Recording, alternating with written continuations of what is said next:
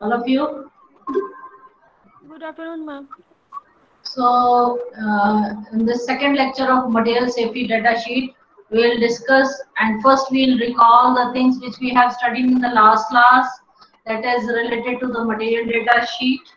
The material data sheet is well organized or document which contains the basic information about the material or the chemical. So whenever this information is required, then it can be collected from material safety data sheet.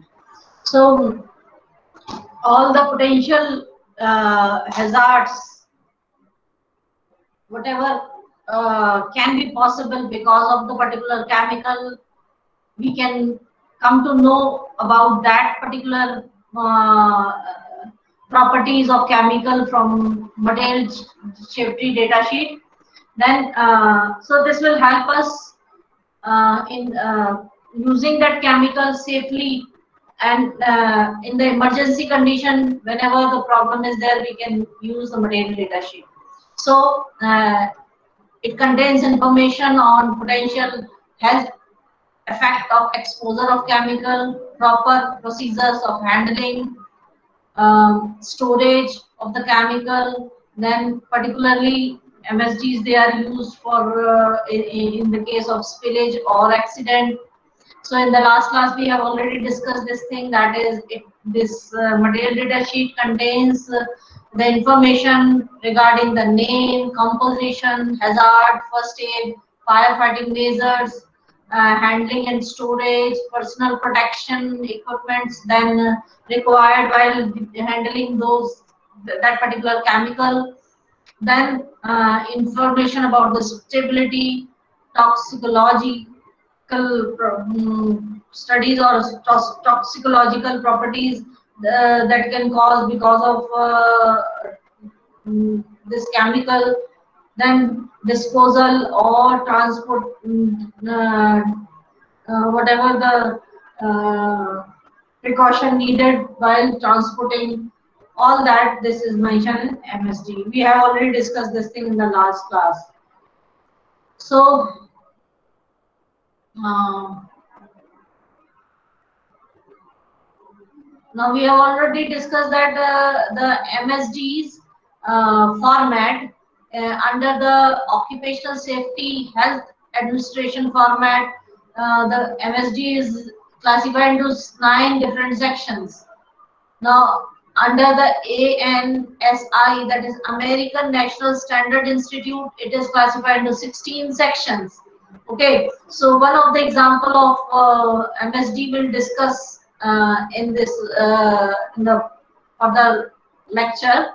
That is, this is different. What type of information is provided through this material data, this safety data sheet. So we will discuss in detail. In the last class, we have also studied National Fire Protection Association. So this particular format use a diamond-shaped rating system in which the 4 different hazards, they are expressed in 4 different diamond-like object. And so red diamond, it shows a fire hazard. Yellow diamond, it shows instability hazard. Blue diamond, it shows the health hazard. And white diamond, specific hazard. And the degree of severity is expressed by number from 0 to 4. If higher is the number, more severe is that particular chemical will cause more severe hazard. If the number is lower, that is 0 or 1, then it will cause slight specific hazard. So that is, if we want to express the property of any chemical, that can be expressed by this rating diamond system. So this we have already discussed in the last class. Okay, so we are just proceeding to the next now. In this, I have shown you the MSDs, that is Material Safety Data Sheet.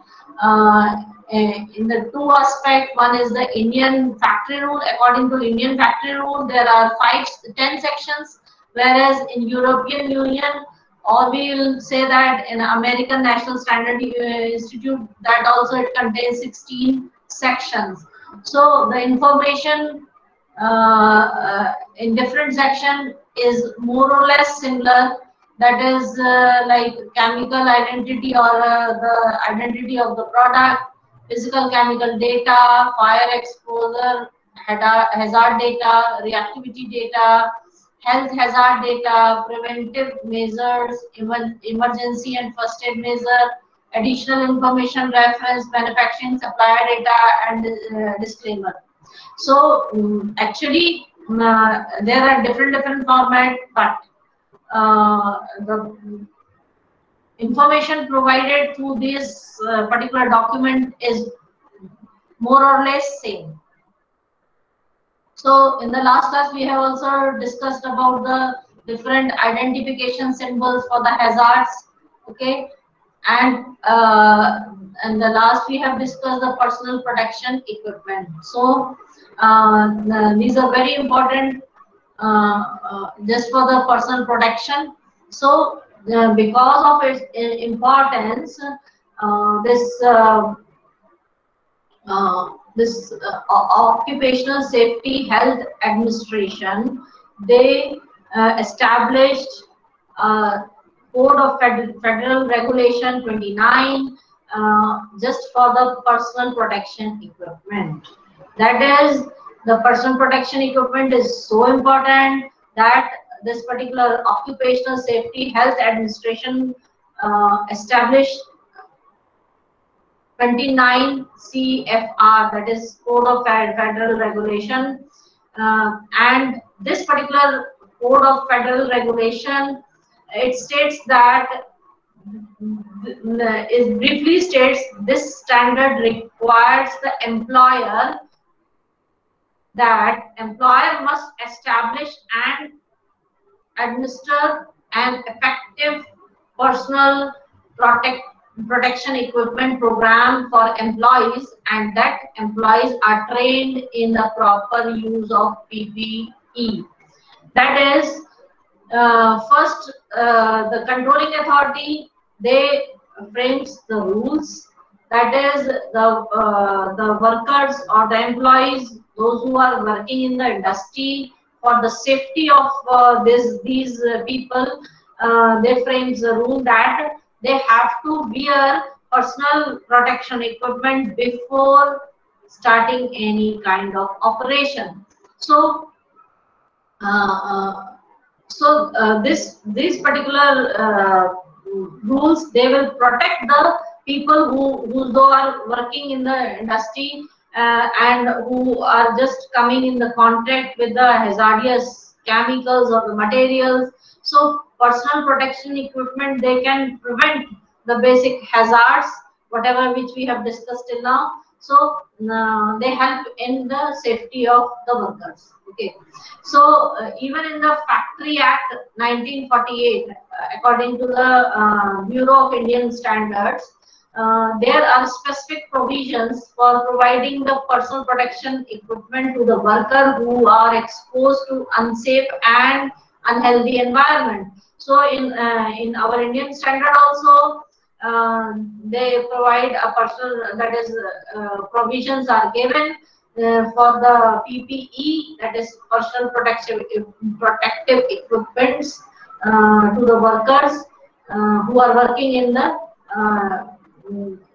difficult conditions. Okay, so it is also the intention of the law that these personal protective equipment shall be of such type and made of such material that they withstand to such a specific hazard for which they are actually being used.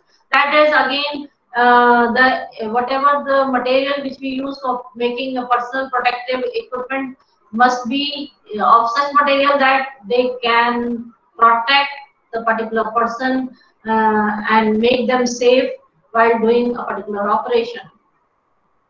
Okay, so quality of personal protective equipment shall be as per the provision of Rule 68B of Gujarat Factory Rule 1963 and 1963D under the factory rules under the Factory Act. So basically, not only the personal protective equipments they are required, but also the quality or the material of which they are made up of, they must be of very good quality so that they can provide the particular protection to the workers and the employees. Okay, so these are the standards and the requirements needed for personal protective equipment. Next, again, here I have shown few products which are being used as personal protective equipments. First one is the safety goggle. Application of safety goggle is eye protection. Okay, so in this BIS standards means Bureau of Indian Standards. EN standards means European standard, or ANSI standard is American National Standard Institute. So all this, the number is specified, so the description is given in that. Okay, so face shield is there, then helmet is there, then ear protection, ear plugs, a respirator is there, gloves are there, then apron and clothing is there, then safety shoes are there, breathing apparatus is there, and supplied airline is there.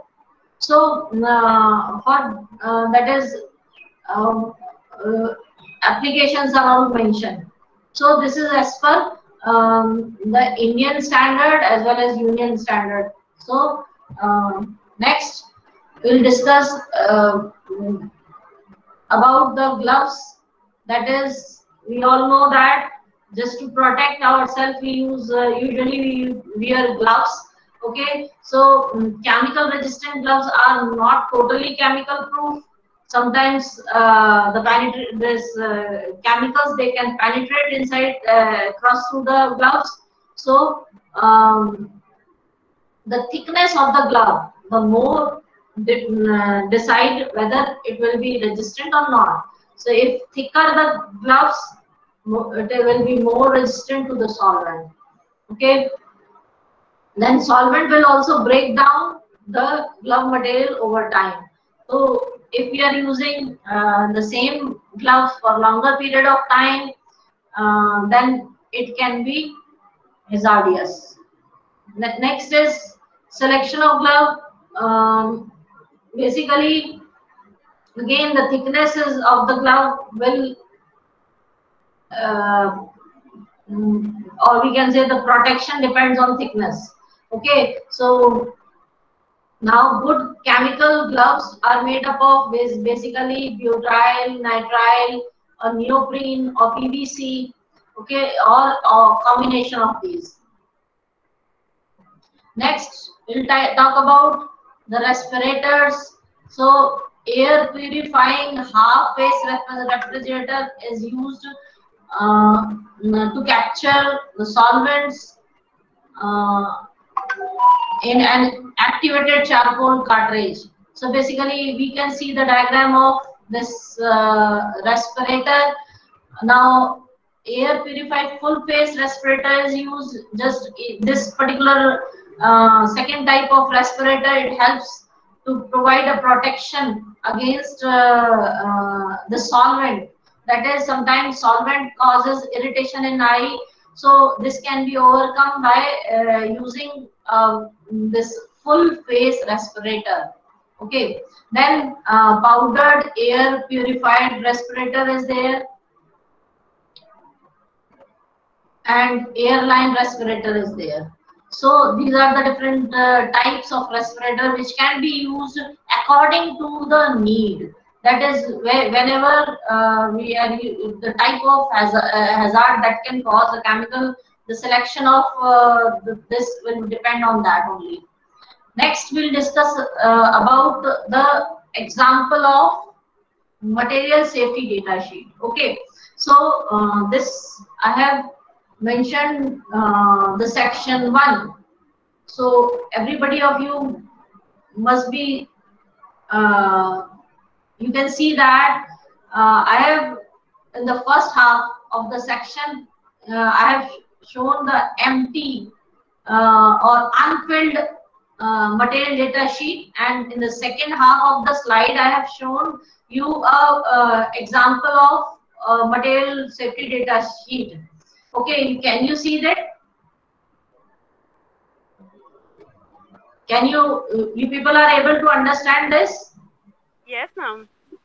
Okay, so that is, I have shown you the first half is unfilled, whereas the second half is the example. Okay, so this particular material data sheet is, I have taken the example of vitronitrile. Okay, another name of synonym of this particular chemical product is 3,4-dimethoxyphenyl acetonitrile. Okay, so this particular chemical, we are just discussing an example of material safety data sheet, so that you people are aware what is material data sheet, and what are the different parts, what are the different sections of material safety data sheet, and we'll discuss few things in this. So basically section 1 contains chemical product and chemical identification. So what you can see here is the common name or product identifier is there, product manufacturer, then commercial name. Actually, for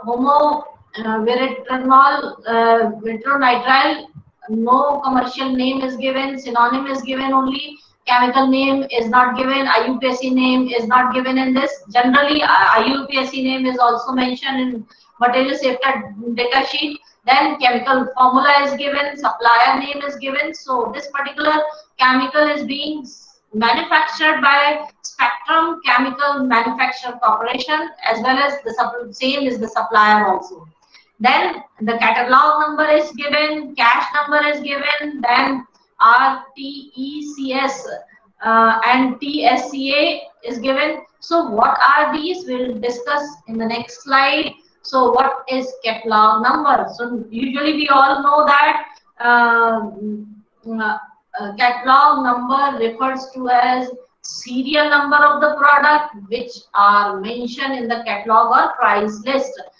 So usually all the suppliers of chemical, they provide a price list, and in the price list they mention a serial number to the particular chemical. So there is a catalog number for the chemical. Next is the cash number. So what is cash number? Cash number is a unique numerical identifier assigned to a chemical abstract services to every chemical substance described in open scientific literature. Basically हम इसको ऐसे समझ सकते हैं कि कोई भी एक केमिकल जो है वो कई दो नामों से पाया जा सकता है, पर उसका कैश नंबर एक हो सकता है, नॉर्मली एक ही होता है.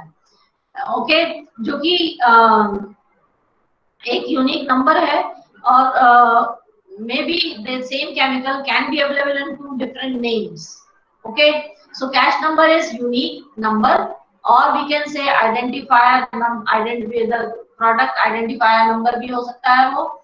Okay, so next is TSCA. TSCA is Toxic Substance Control Act. So in this slide you can see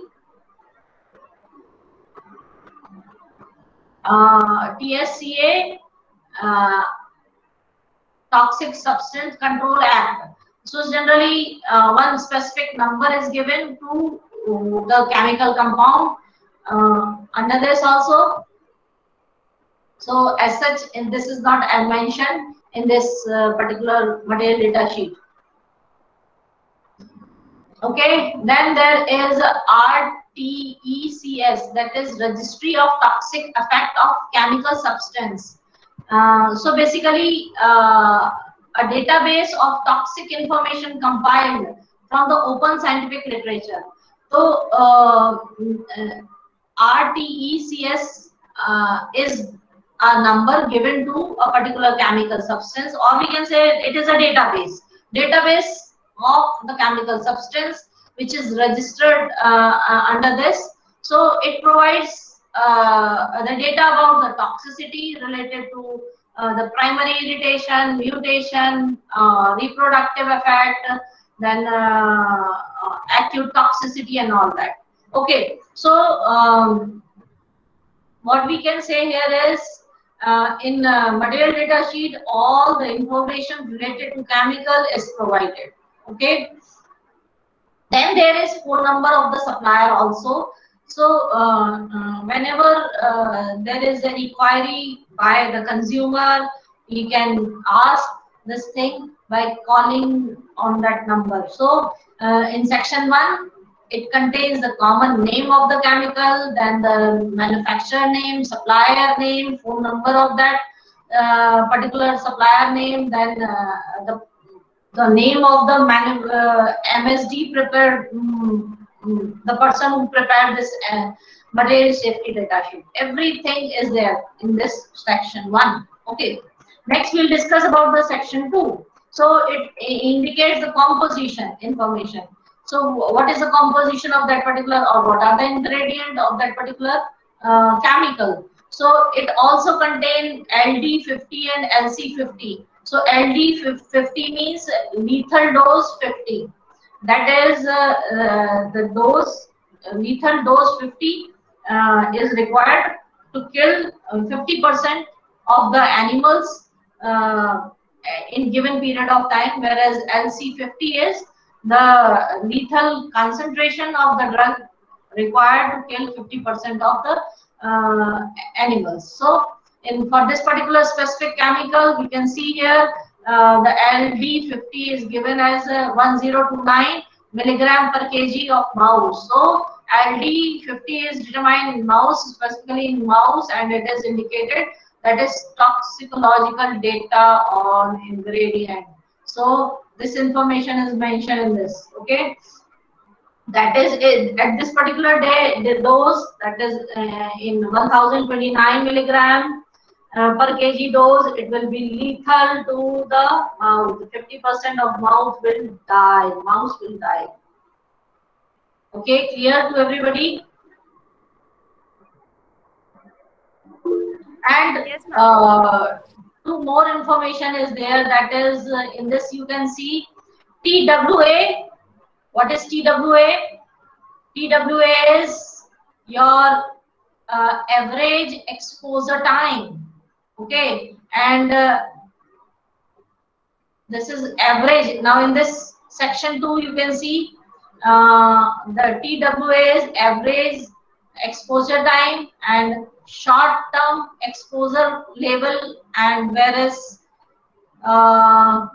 ceiling limit is the concentration limit of potential harmful substance or its upper value to which a worker may exposed.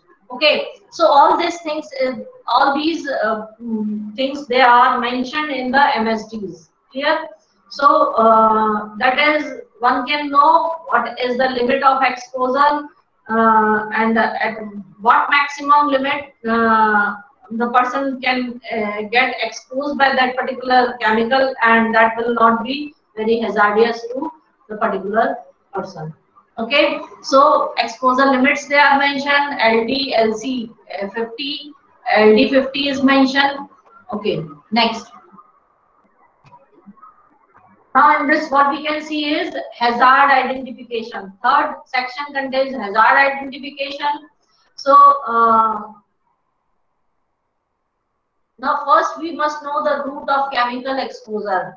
What are the various routes through which the person can expose by that chemical? Is first is inhalation through breathing. So powders, fumes, they can be breathed in by the person and can cause chemical exposure, or it can be absorbed through skin or mucous membrane, or it can be ingested ingestion, so through the mouth it can be ingested, or through injection through skin by foreign bodies, or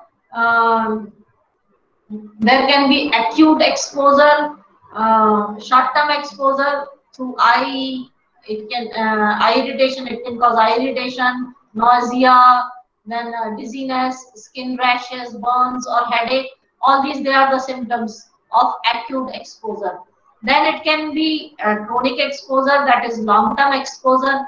So these are the different routes, and we can say the two type of exposure can be there, short-term and long-term exposure can be there.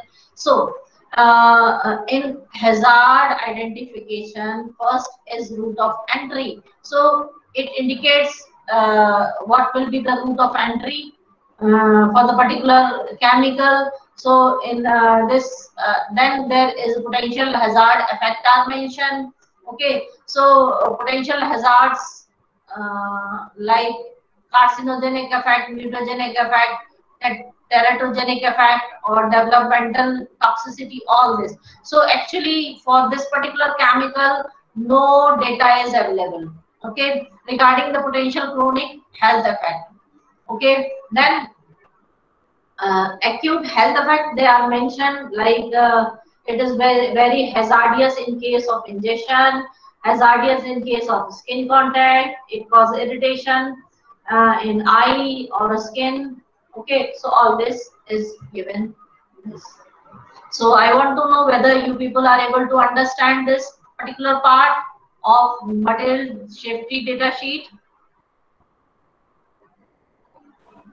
Yes, ma'am. Okay, Yes, ma'am. okay. Next is the type of toxic effect which we have already discussed. These are the different type of toxic effect. We can say health hazards which can be possible because of the exposure of chemical. Next is section 4, first aid measures. Okay, so first aid measures like check for and remove any contact lens. That is, first is this. Then then if there is a skin exposure, then after the contact, wash immediately with a plenty of water. Then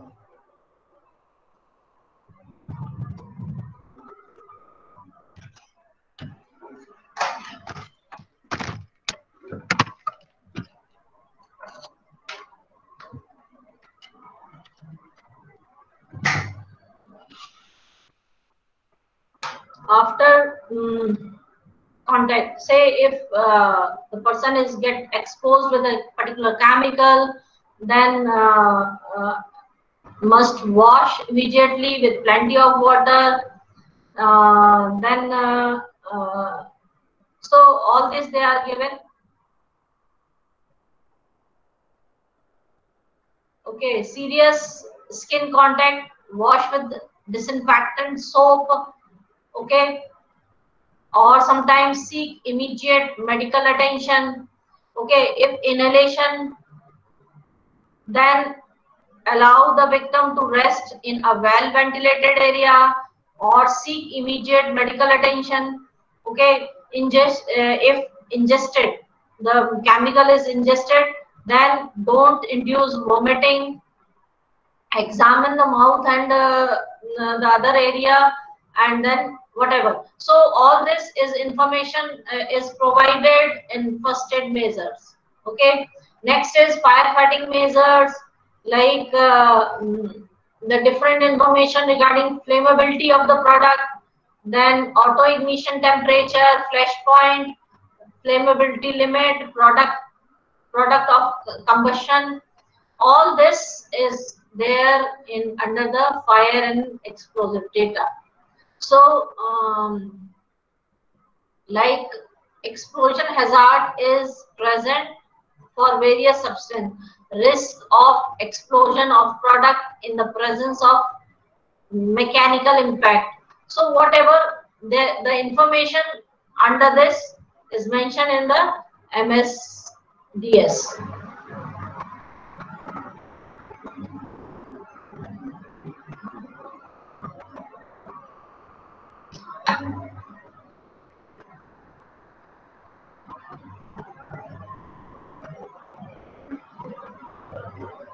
So students, I'm just stopping here. Some problem is there. Okay, so we'll Okay, ma'am.